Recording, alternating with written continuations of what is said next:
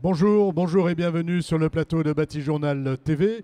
Nous sommes à Lille septembre 2025 et nous sommes sur le congrès national du plan bâtiment durable. Avec mes deux invités, on va parler de Rêve 3, on va rêver.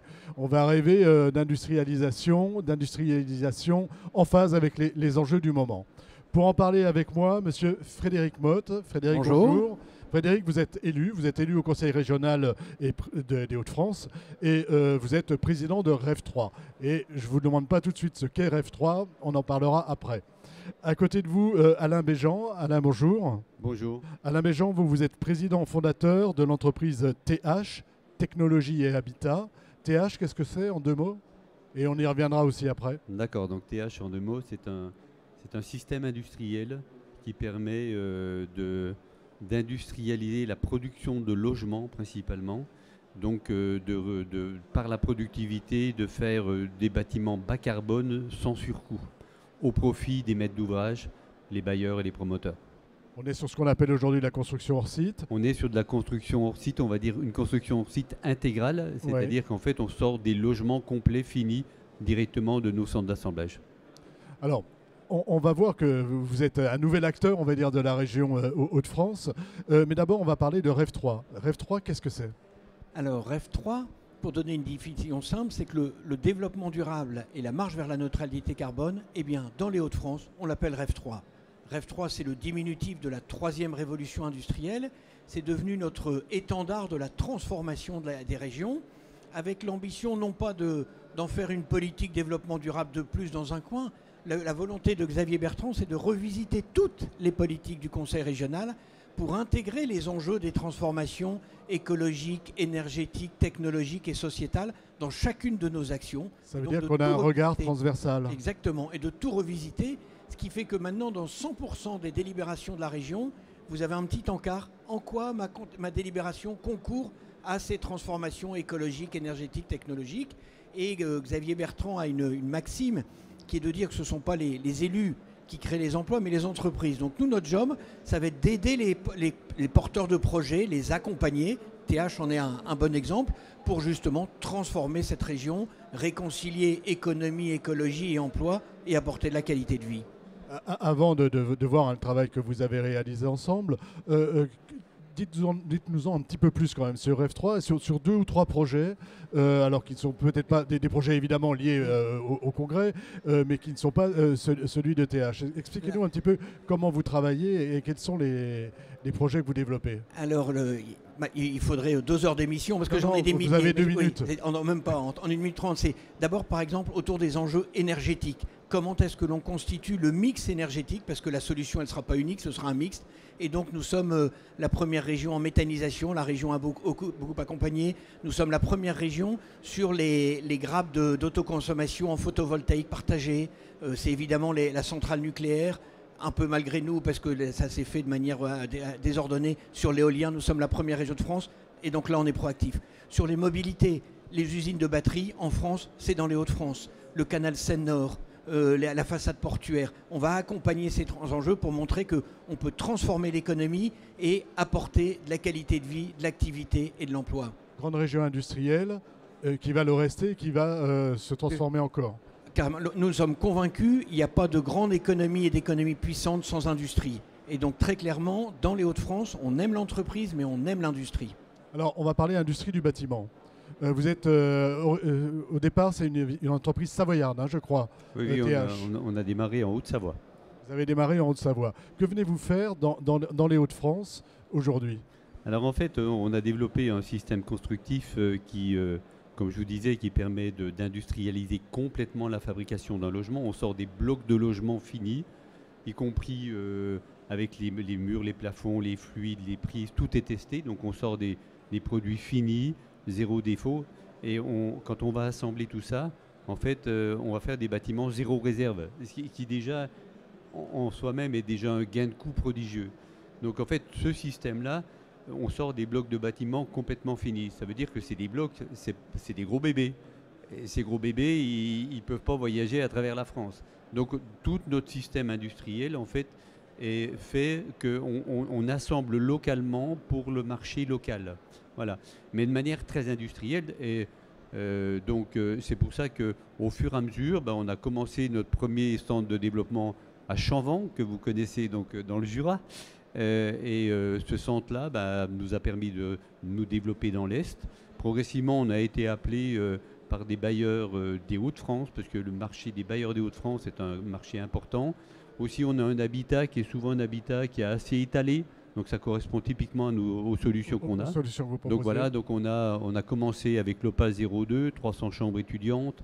On a maintenant Pas-de-Calais Habitat, 100 logements sociaux. On a des projets qui arrivent avec Villogia. Voilà, donc on est en train de se développer, mais pour ça, il fallait quelque part s'implanter localement. Voilà, et pour ça, vous avez un projet industriel, donc c'est à Saint-Quentin. Parlez-nous un peu de cette nouvelle usine. Ça a été ouvert quand? Et enfin, dites-nous ce que vous y faites. Alors en fait, on n'a pas un projet, on a maintenant... Le projet est terminé, hein, c'est fait. Mais non, ça produit. Donc en fait, on a démarré, c'est un projet de longue haleine qui a été travaillé très en amont avec la communauté de communes de Saint-Quentin et avec la région. Et donc, en fait, il faut créer en fait, tout un flux rentrant de personnel, les intégrer, les former. On a été très aidé par la région. Donc, on a été labellisé REV3, ce qui nous a permis en fait, d'avoir un certain nombre de supports. La région nous a beaucoup aidé dans le programme de formation, dans l'implantation. Et donc, maintenant, on a un centre de production qui a démarré en janvier, donc il n'y a pas très longtemps. Mais il y a déjà 60 personnes, il y a déjà un gros flux de production qui est en train de se faire. On est en train de produire les éléments pour Pas-de-Calais Habitat, pour la race.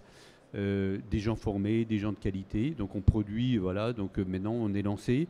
Ce qu'il faut retenir, c'est que en fait, on gagne en productivité parce qu'on est en lean manufacturing. Et donc on a des postes, des fiches au poste, etc.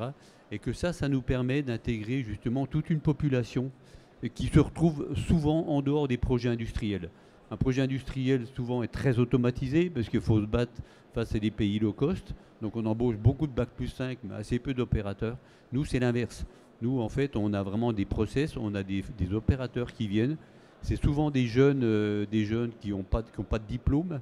Mais qui ont des habiletés, qui ont une envie, et vous les formez. Et nous, on les intègre. Alors déjà, on a tout un système de sélection qu'on a mis au point avec France Travail.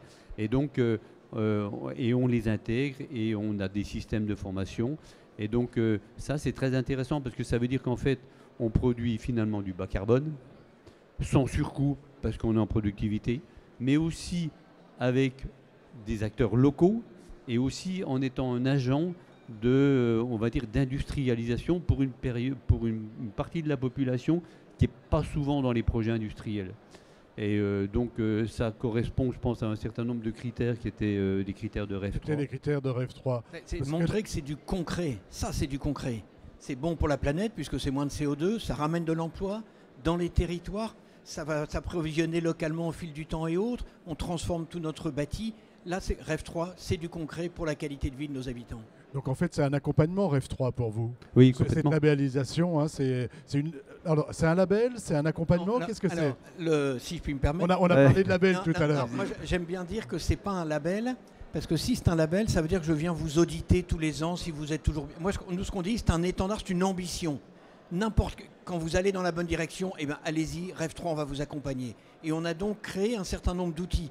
Le CD2E qui co-organise ce salon est un acteur justement de l'accompagnement sur les enjeux du bâtiment durable. On a créé des outils d'investissement, un fonds d'investissement qui s'appelle REV3 Capital pour aider les entreprises qui se transforment et qui ont besoin de capitaux. On a créé des outils sur la formation, etc. Donc c'est toute une série de petits bras armés qui vont accompagner le porteur de projet pour qu'il se dise oui, ici vraiment, on a envie de m'accompagner, on va travailler sur cette transformation. Voilà, et c'est ces outils que vous avez utilisés. Alors, donc pratiquement chez TH, REV3 Capital est rentré au capital de TH. Et ça, c'est bien pour nous, parce qu'en fait, un projet nécessite de l'argent, forcément, mais aussi, moi, en tant que patron d'entreprise, je préfère rentrer du capital qui nous donne un ancrage local que de faire rentrer un fonds qui vient chercher la rentabilité. Voilà, donc de toute façon, tous les fonds cherchent de la rentabilité, mais là, on a vraiment un ancrage local, on participe à un écosystème, on rentre dans un écosystème régional. Voilà, donc ça, c'est notre objectif. Nous, on est des acteurs finalement nationaux, mais le projet, nous, c'est toujours un projet local. Voilà, acteur national, vous intervenez sur tout le territoire, mais vous essayez d'essaimer localement, c'est ça? Alors, pas encore, c'est notre ambition. Mais je sais que c'est votre ambition parce que j'en ai parlé avec quelqu'un de chez vous. Voilà, mais en fait, notre ambition, c'est d'avoir un système national, mais par contre, en fait, de rentrer dans des écosystèmes régionaux. Et là, franchement, enfin, moi, je peux vous dire, parce qu'on connaît la région Rhône-Alpes, on connaît la région Bourgogne-Franche-Comté, forcément, on a trouvé ici, dans les Hauts-de-France, en fait, une sorte d'écosystème, et puis un accueil extrêmement, on va dire, proactif. C'est aussi l'ambition de Xavier Bertrand. C'est aussi tous les outils REF3. Donc on a trouvé à la fois ça, mais aussi on a trouvé un environnement de bailleur social qui est très favorable. Donc il y a un écosystème très positif qui nous a accueillis, qui nous permet de nous développer et puis de contribuer à la fois en impact environnemental et en impact social. Donc une aventure qui commence depuis janvier, là. Enfin, qui a commencé avant, évidemment. Mais là, concrètement, depuis janvier, et c'est parti. Si on veut être même très concret, où est ce site? Donc, il est précisément à Fresnoy-le-Grand, donc à proximité de Saint-Quentin. Et en fait, qu'est-ce que c'est que ce site? C'est un site qui est désaffecté. C'est un site d'Arcelor où il n'y a plus d'activité. Donc c'est vraiment une image de la réindustrialisation par recréer recréer des activités qui permettent en fait de réintroduire à la fois des gens, mais des territoires et puis des anciens sites dans un nouveau système industriel. Ce ne sera pas tout à fait le mot de la fin, on y est presque. Un mot encore sur REF3 ou on a fait un bon tour d'horizon? Une force de la région, c'est la capacité à travailler ensemble. Et REF3, on le voit bien, c'est ça aussi. C'est comment on va fédérer à la fois les énergies, les outils, les territoires, des éléments concrets. Et c'est comme ça qu'on va transformer notre région. Elle est véritablement en train de se transformer. Mais l'enjeu est encore important. On sait que ça chauffe là-haut. Il faut aller vite. On a des enjeux sociaux, vous les évoquiez. On a des enjeux territoriaux. Donc plus que jamais, on porte très haut notre étendard REF3. Alors, la thématique, ce sera ma dernière question, la thématique du congrès, c'est un peu ce que vous venez de dire, hein, ça chauffe là-haut, et c'est donc l'adaptabilité, l'adaptation. C'est quoi votre message par rapport à ça? C'est quoi votre compréhension de ce sujet de l'adaptation? Et ce sera la même question pour vous. Alors, moi, le point qui me semble le plus important, c'est qu'avec REF3, on veut redonner à la fois de la fierté à nos habitants, du sentiment d'appartenance et de l'espérance à nos jeunes.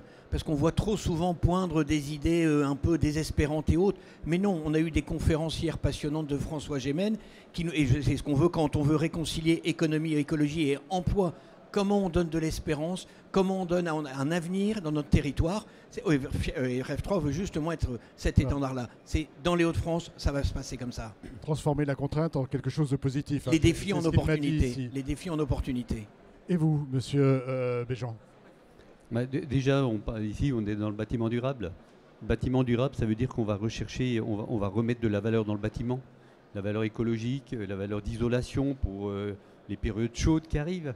Donc c'est soit de la rénovation, soit du neuf. Tout ça, ça va amener de la valeur, mais ça va amener des coûts.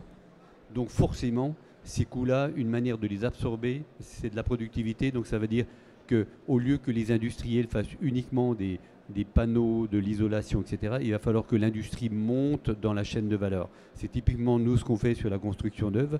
Donc mais c'est aussi ce qu'on peut faire dans la rénovation en fabriquant des façades, etc.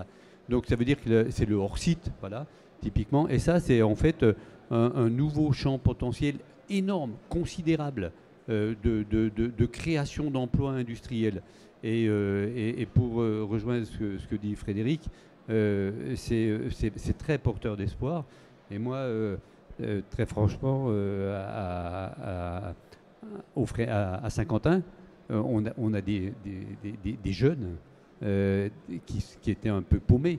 Un jour, ils font beaucoup d'intérim. Un jour, ils vont faire 1 heure pour transporter des palettes à droite, à gauche. Ils sont pas intégrés dans un milieu social.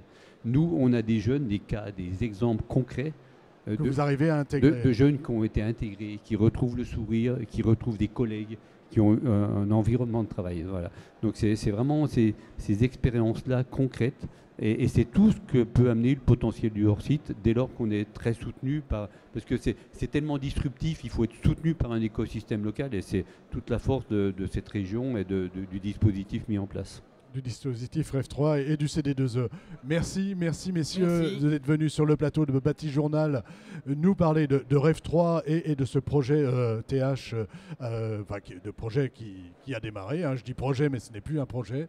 Merci à vous. Une émission, un temps d'échange comme tous ceux que nous enregistrons ici, à retrouver sur notre site internet Bâti-Journal TV et sur les sites de nos partenaires que sont le Congrès et le CD2E. Merci à vous. Merci.